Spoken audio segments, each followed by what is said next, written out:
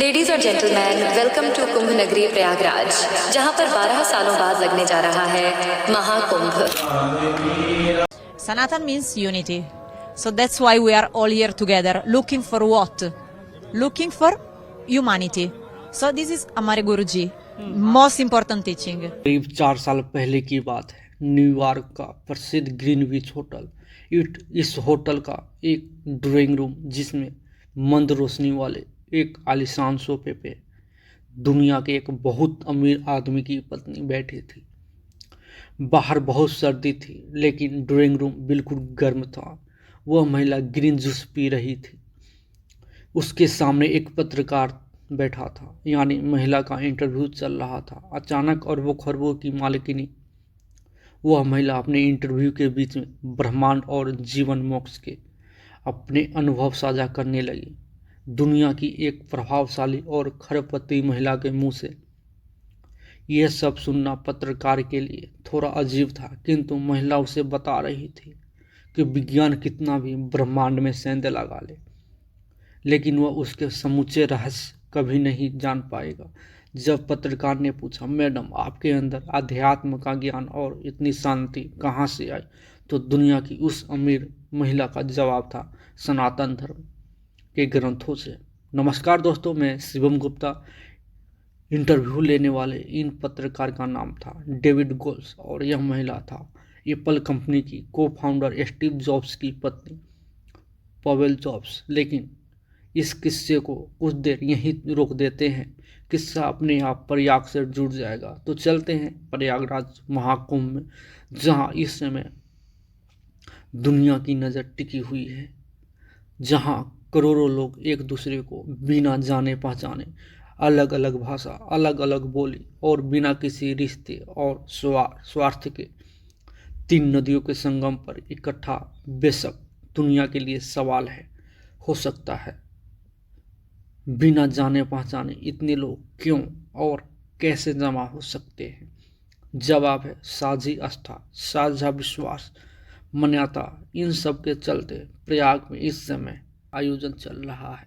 इस शांतिपूर्ण जमावड़े को दुनिया भर के देशों से पत्रकार कवर करने पहुंच चुके हैं, क्योंकि यहाँ 5-7 लाख नहीं बल्कि 40 करोड़ से अधिक लोग जमा होने की आशंका है।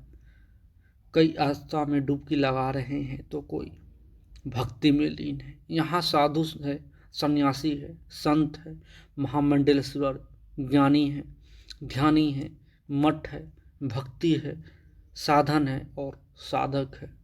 इस साल प्रयाग में लगने वाला यह महाकुंभ खास भी है, लेकिन यह 144 साल बाद आता है, जो आपकी 3 पीढ़ी बीत जाती है।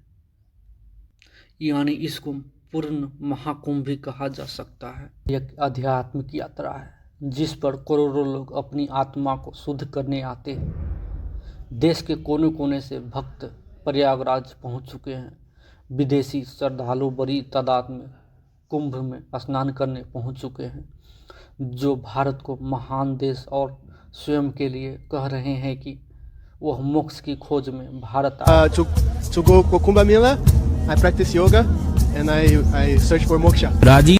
ऐसा नहीं है कि विदेश से आने वाले में सिर्फ आम लोग हैं, बल्कि जो किस्सा इनमें आरंभ में सुनाया था एप्पल कंपनी के को फाउंडर स्टीव जॉब्स की पत्नी लॉरेन पवेल जॉब्स का, वह भी इस महाकुंभ में हिस्सा लेने आई है। महाकुंभ में प्रयागराज जाने से पहले लॉरेन जॉब्स 11 जनवरी को बनारस पहुंच चुकी है। उन्होंने काशी विश्वनाथ में दर्शन किए। इस दौरान वह गुलाबी सूट दुपट्टे में नजर आई, लेकिन लॉरेन काशी विश्वनाथ मंदिर के दर्शन के बाद एक बहस भी शुरू हुई है। उनको मंदिर में शिवलिंग का स्पर्श नहीं करने दिया गया।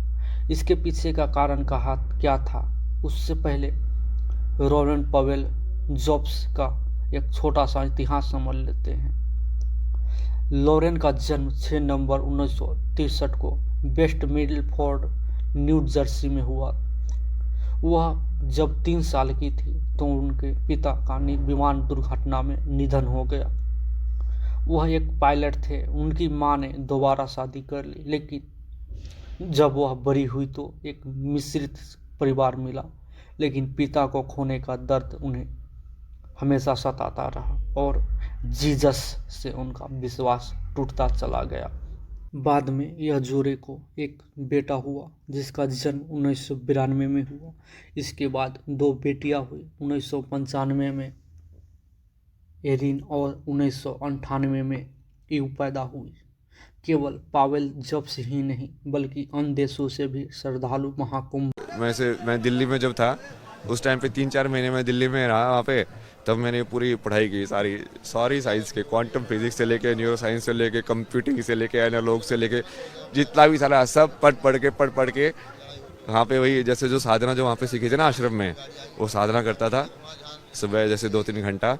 बीच में फिर मैं अपने वाला वो साधना करता था ज्ञान वाली कि हाँ अच्छा अभी आज ये चीज़ सीखनी है, आज इसके बारे में पढ़ना है। ये सारी धर्मों की किताबें पढ़ी, कुरान पढ़ी, हदीस पढ़ी, ये पढ़ी, बुद्ध धर्म की पढ़ी, चाइनी की हिस्ट्री पढ़ी, इजिप्ट की हिस्ट्री पढ़ी, इसका पढ़ा उसका पढ़ा, सारी चीज़। मतलब ये है क्या यार, इसको देखो तो ही है क्या, चक्कर क्या है ये सब। इस महाकुंभ में सिर्फ अमीर ही नहीं बल्कि गरीब से लेकर हर एक शख्स पहुंच रहे हैं। अमीर हो या गरीब, एक समय आध्यात्मिकता की ज़रूरत हर किसी को होती है। नास्तिक हो चुकी पावेल के पति स्टीव जॉब्स को भी एक समय आध्यात्मिकता की ज़रूरत हुई, तब वह आध्यात्मिक खोज उन्हें भारत खींच लाई थी। उन्हें एक सच्चे गुरु की तलाश थी। स्टीव पहले हरिद्वार पहुँचे, उसके बाद वह कैची धाम तक पहुँच गए। पत्नी ने पति से जब इस गहन आध्यात्मिकता को जाना तो उनका नास्तिक मन पुनः आस्तिक हो गया और वह सनातन ग्रंथों को पढ़ना शुरू कर दिया। इसी का परिणाम है कि आज वह $16 बिलियन की मालिकिनी। आज एक आम इंसान की तरह प्रयागराज महाकुंभ में वह अपना 15 दिनों तक आम लोगों जैसा जीवन यापन और अध्यात्म की तरह रहने वाली है और भारतीय संस्कृति के बारे में जानने वाली है। पावेल यहाँ पूजा, साधना, तप और साधन कर रही है। उसने अपना नाम पावेल से बदलकर कमला रख लिया है। लॉरेन का कुंभ में शामिल होना उनके भारतीय संस्कृति और आध्यात्मिक के प्रति झुकाव का दर्शाता है। यह कदम न केवल उनकी आध्यात्मिक यात्रा के हिस्सा है बल्कि जिससे देखकर कहा जा सकता है कि कोई तलवार की नोक पर धर्म परिवर्तन कराता है तो कोई पैसे देकर। सिर्फ सनातन एक ऐसा धर्म है जिसमें इंसान स्वयं जुड़ता है, न केवल गहन लीन भी हो जाता है। तो आज के वीडियो में हम इतना ही रहने देते हैं। मंगल भवन अमंगल हारी, द्रवहु सुदशरथ अजर बिहारी। राम सिया राम जय जय राम। ओ हरि अनंत हरि कथानंत, कही सुनाई बाहु विधि सब संता। राम सिया राम